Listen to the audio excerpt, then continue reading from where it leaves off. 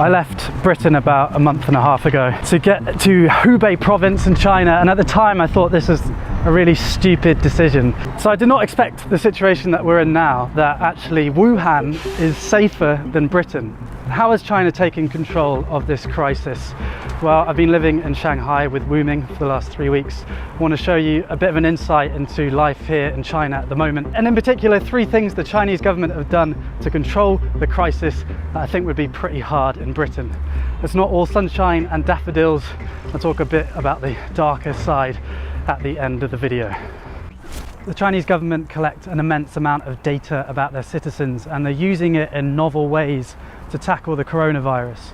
Every time Wuming and I want to leave the apartment complex, she's got to scan her face, and those images, as well as the images from all the CCTV cameras in China, of which there are about 200 million, are fed into a central database and then analysed using machine learning. So it means basically if you're in sight of a camera with about 5 on this crossroads, then it's likely that the Chinese government have analysed your face and know where you are. Another big source of data is the WeChat app. You might have heard of it.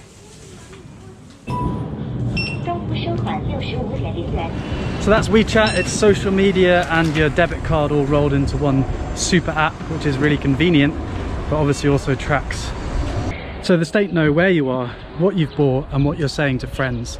That's just the status quo, and the Chinese people generally know about this. The images you see are actually from the state media. But they're using this data to try the highest tech epidemic control ever attempted. So if you get ill in China and you go to a hospital, the hospital will register with the authorities, and the authorities will pull your name down from this big database. And they have an algorithm that will be able to tell you all the different places that you've been in the last 14 days and all the people that you might have been in contact with. So the bread that you bought with the WeChat app, the baker now will be notified that they have to self-quarantine for 14 days. And the people that you were next to on the flight, they now have to self-quarantine for the next 14 days. Every single citizen has a code, red, amber or green. I guess you are yellow. Why? Why? Because you come to Shanghai, not have 14 days. I'm a green. Safe. But if I'm yellow, shouldn't you be yellow? No, just you are yellow. Maybe next week you are green. Good. Some city only green. You can drive car on the road. If you the other colors, you can't drive on the road. Yes. This does seem to be working because you can identify and contain hotspots before they get out of control. And it means that people can continue working if they're not at a risk of contamination, and then self-isolate if they are.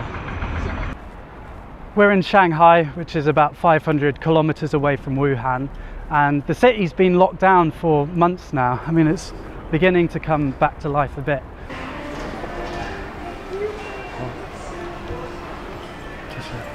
Last time I was here, there was basically no one here, so it's good the city's beginning to open up a bit.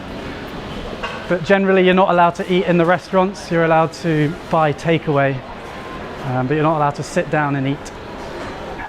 This is Wuming's Tai Chi studio.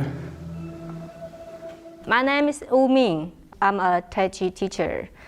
This is my Tai Chi school because virus, so we can't teach our student. I don't know when we can open the door and welcome my student. Maybe next, maybe month.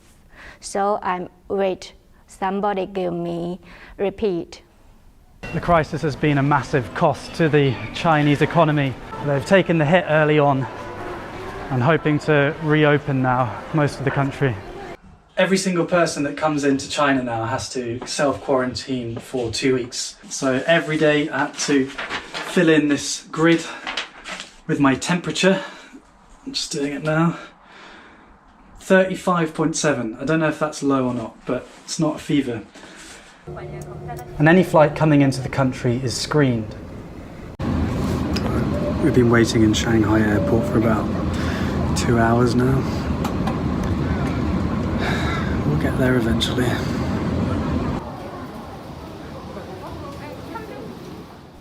Compare that to Britain, where many flights left Italy, the centre of the European outbreak. On arrival, not even temperatures were taken.